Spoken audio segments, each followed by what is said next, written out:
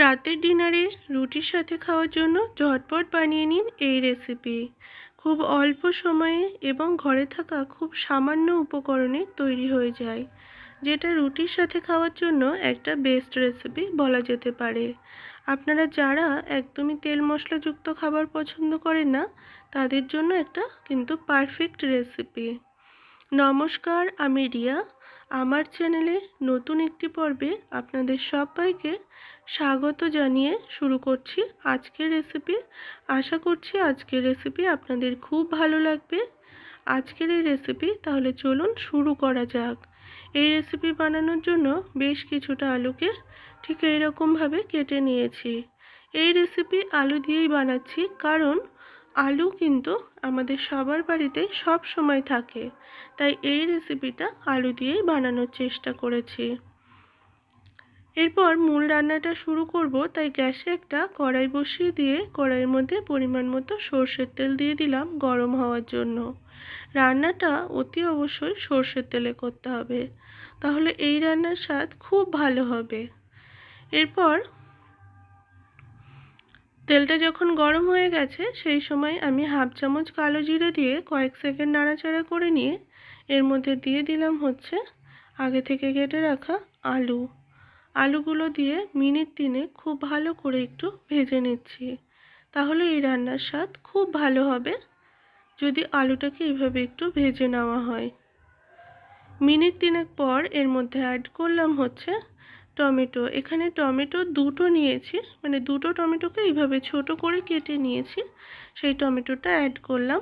টমেটোটা দিয়ে 1 মিনিট একটু নাড়াচাড়া করে নিয়ে তারপর দিয়ে দিলাম হচ্ছে দুটো কাঁচা লঙ্কা, একদম ছোট টুকরো করে কেটে নিয়েছিলাম, সেটা দিয়ে দিলাম। তবে আপনারা আপনাদের পরিমাণ অনুযায়ী, মানে যে যেমন লঙ্কা খান সেই অনুযায়ী কিন্তু পরিমাণটা বাড়িয়ে বা কমিয়ে নিতে পারেন। লঙ্কাটা দিয়ে 1 মিনিট একটু নাড়াচাড়া করে নিয়ে তারপর এর মধ্যে স্বাদ মতো লবণ এবং পরিমাণ মতো হলুদ গুঁড়ো দিয়ে দিলাম। দিয়ে খুব ভালো করে একটু মিশিয়ে নিলাম লবণ এবং হলুদটাকে।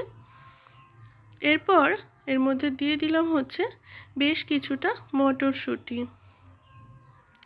যেহেতু শীতের সিজন, তাই সবার বাড়িতে এখন কম বেশি মটরশুঁটি আছে, আর এই রান্নার স্বাদটাকেও একটু বাড়ানোর জন্য মটরশুঁটিটা অ্যাড করেছি।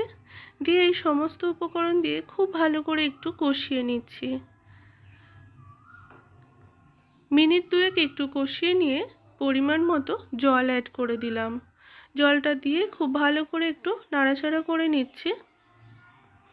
এরপর একটা ঢাকা দিয়ে দিলাম। 2 থেকে 3 মিনিট পর ঢাকাটা খুলে একটা খুন্তির সাহায্যে খুব ভালো করে নাড়াচাড়া করে নেব বা এপিট ওপিট করে দেব, তাহলে সব দিকের আলু বা মটরশুঁটি খুব ভালো মতো কিন্তু সিদ্ধ হয়ে যাবে। সেই জন্য আবারও ঢাকা দিয়ে দিলাম 2 থেকে 3 মিনিটের জন্য। গ্যাসের ফ্লেমটাকে হাইতে রেখে ফুটিয়ে নিয়েছি। 2 থেকে 3 মিনিট পরে দেখুন হচ্ছে একদম শুকনো হয়ে এসেছে। আর আমি ঢাকাটা খুলে একটা খুন্তির সাহায্যে কয়েকটা আলুকে একটু ভেঙে ভেঙে দিচ্ছি আর একটু খুব ভালো করে নাড়াচাড়া করে নিচ্ছি।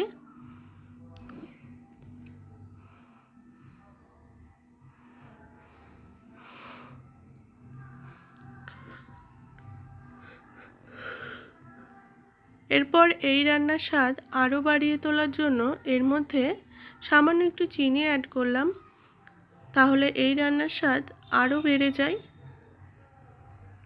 চিনিটা দিয়ে খুব ভালো করে মিশিয়ে নিচ্ছি।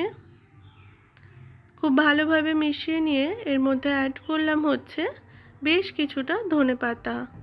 ধনেপাতাটা দিয়েও খুব ভালো করে আবারও মিশিয়ে নেব।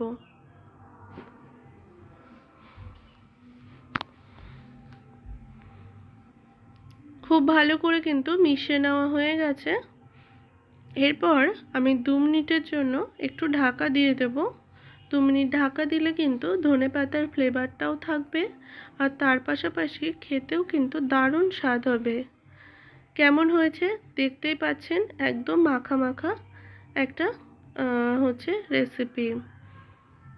খুব কম সময়ে এবং অল্প উপকরণে বা ঘরে থাকা উপকরণে তৈরি হয়ে গেল আমাদের আজকের রেসিপি, যেটা রুটির সাথে খাওয়ার জন্য একদম বেস্ট একটা রেসিপি। আজকের রেসিপি আপনারা বাড়িতে একবার ট্রাই করে দেখে তারপর আমাকে জানাবেন যে কেমন হয়েছে। আজকের রেসিপি আপনাদের কেমন লাগলো অবশ্যই জানাবেন। যদি রেসিপি ভালো লাগে অবশ্যই একটা লাইক করবেন, আর আমার চ্যানেলে নতুন বন্ধু হয়ে থাকলে অবশ্যই চ্যানেলটা সাবস্ক্রাইব করে দেবেন। তাহলে আমি যখনই কোনো রান্নার ভিডিও পোস্ট করব আপনাদের কাছে নোটিফিকেশনের মাধ্যমে পৌঁছাবে। সবাই ভালো থাকবেন। অনেক অনেক ধন্যবাদ জানাই সবাইকে।